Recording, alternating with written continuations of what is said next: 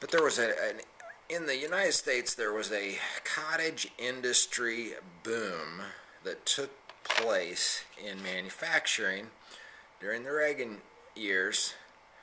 And I was never a fan of Reagan, but my God, he looks so good compared to everything we've had since.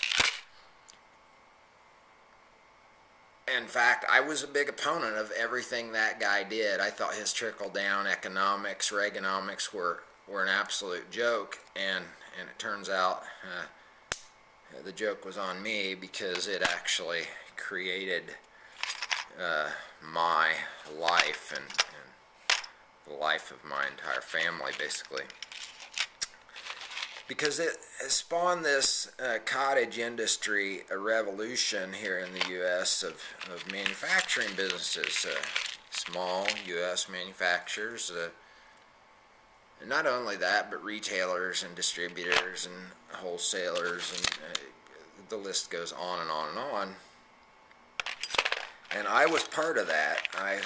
That spawned into, to describe it, it was kind of a decorating products based, for me, boom. Now I'm sure it covered lots and lots of industries, and I'm sure the auto industry and such got caught up into that too. But anyhow, my business was part of the decorating, specifically probably, I guess you could say, the country decorating theme, part of that industry that sprang up. And it spawned companies that you would know, like Longaberger Baskets, Yankee Candle Company, companies like that, Colonial Candle, lots and lots and lots of small industries, thousands and thousands, in fact. Some nice gold coins that I've accumulated since I've spoken with you last. Of course, I'm quite underwater on these now, but those are all 10s. Awesome. 5s, 1/2s. I love the 10s. 10s are my favorite. $10 Eagles have always been my favorite coin. There's a graded one.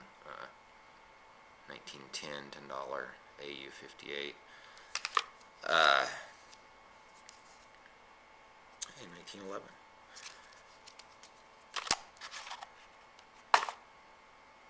But that whole cottage industry was destroyed by NAFTA.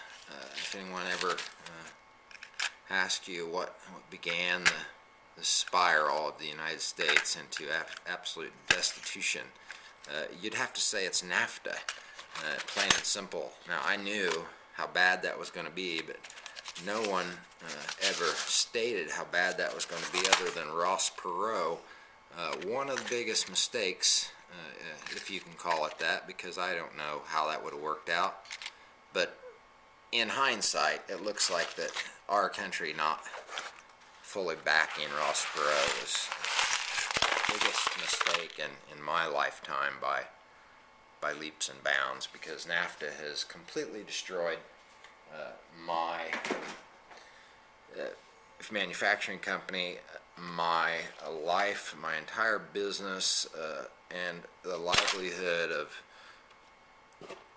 basically just me personally, hundreds of families here in Indiana. I was the 5th or the 7th, I don't remember, largest employer in the county at one time, and now I'm going to be shutting my doors permanently. Unfortunately, like I said, I just have no choice. Things have changed so much that and my workforce was very mature and very high paid, and so I just can't do it anymore. I've shut down also my eBay selling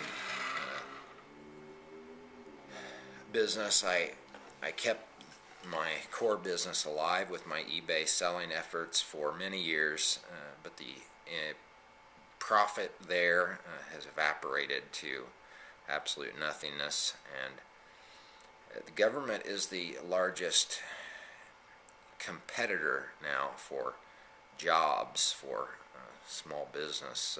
You've got to compete with welfare and the welfare state, and if you don't pay $10 or something, then you're not going to get any employees, and then you may not get an employee that's worth $5 for 10. And so it's just it's everything has went up in my business except my selling price. And so that is a real bad profit situation for me, and it's just not there anymore. And I don't have the young desire that I had at one time to go out and pursue that and change things and make that work, and I'm just not going to do it.